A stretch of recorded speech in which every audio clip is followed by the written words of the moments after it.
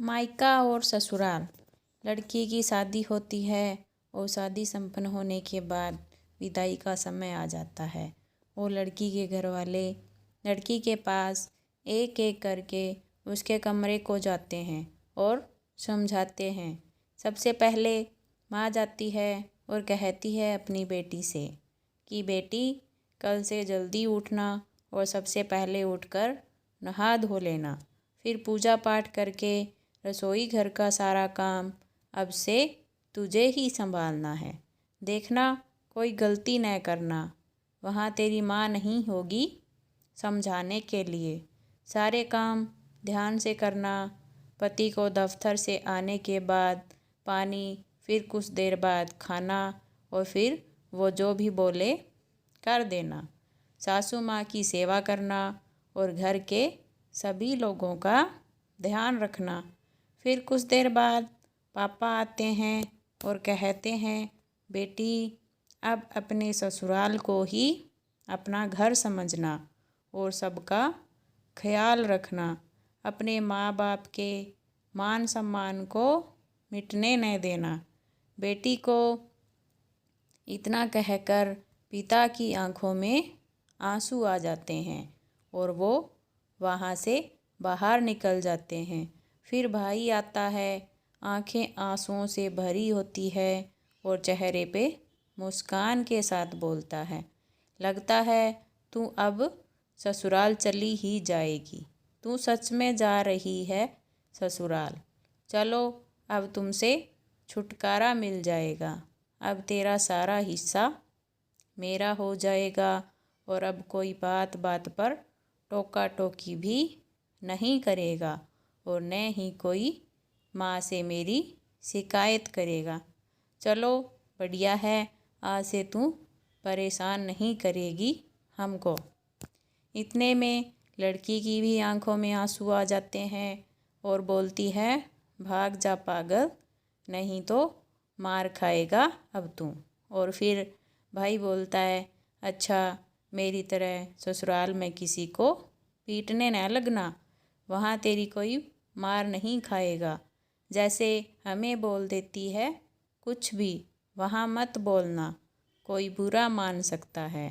और फिर दोनों रोते हुए एक दूसरे को गले लगा लेते हैं और साथ में दोनों के मुंह से निकलता है, तेरी बहुत याद आएगी, अपना ख्याल रखना। और भाई आंसू पोंछते हुए बाहर निकल जाता है और इसी तरह परिवार के सभी लोग आकर समझाते हैं। अब सबके जाने के बाद विदाई होने का समय आ जाता है और लड़की सोचती है, एक तो अपना घर छोड़कर मैं जा रही हूँ, ऊपर से इतना कुछ घर वालों ने बता दिया। इसके पहले तो कभी कुछ ऐसा नहीं करना पड़ा, कैसे इतना कुछ संभाल पाऊँगी। यही सब सोचती रहती है। तमाम तरह के मन में ख्याल आते हैं और फिर विदाई करके घर वाले लड़की को विदा कर देते हैं। यहाँ तो माँ बाप को इतनी फ़िक्र होती है, इतना कुछ कैसे संभालेगी मेरी बेटी। हमेशा से खुले ख्यालातों वाली मेरी बेटी अब किसी की पत्नी और किसी की बहू, किसी की जेठानी, किसी की भाभी बन गई है। देखो क्या होता है। अब ससुराल में जाकर लड़की अलार्म लगाती है और दूसरे दिन सुबह उठकर जैसा कि उसकी माँ ने बताया होता है वैसा ही करती है और फिर सबके लिए खाना बनाती है और कहते हैं, ससुराल में पहली रसोई बहू कुछ मीठा बनाकर शुरू करती है। तो उसने सबके लिए खीर बनाई और खीर में चीनी कम रह गई, बाकी खीर बहुत अच्छी बनी थी। अब बनाने के बाद खीर सबके लिए निकलती है और सब तो खा लेते हैं, कुछ नहीं बोलते हैं। फिर सास जाकर, बेटा और पति बैठा होता है तो जाकर बोलती है, लग रहा है घर वालों ने कुछ सिखाया नहीं है। चीनी देखो कैसे डाली थी, लग रहा था खीर नहीं चावल खा रहे हो। और सबसे आखिरी में बहू को खाने का रिवाज होता है।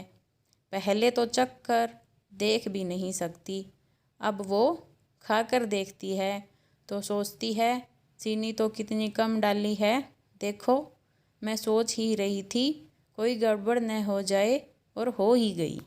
लेकिन कितने अच्छे हैं सभी लोग, हमसे कुछ कहे भी नहीं।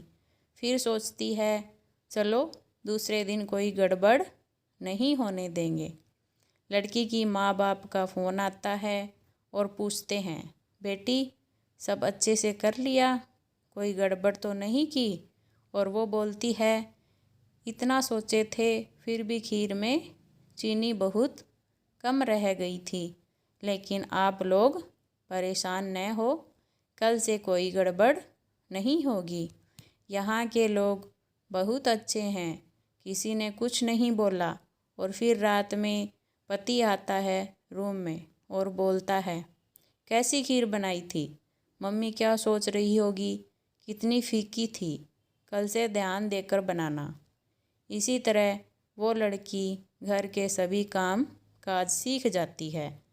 कल को सारा दिन मस्ती करने वाली लड़की अब एक पत्नी और बहू और भाभी बन जाती है। कुछ दिनों बाद उसके घर वाले आते हैं और उसको देखते हैं। इतना ज़्यादा अंतर पहले और अब में। कहीं कोई बुला रहा है भाभी मेरा ये सामान कहाँ रखा है, और पति बोलता है अरे नाश्ता लग गया, दफ्तर के लिए लेट हो रहा हूँ। सासू माँ बोलती है बहू जल्दी से टेबल साफ़ करके सबका नाश्ता लगाओ, माँ पापा आए हैं ध्यान नहीं दे रही, और तुम्हारे ससुर जी को भी निकलना है।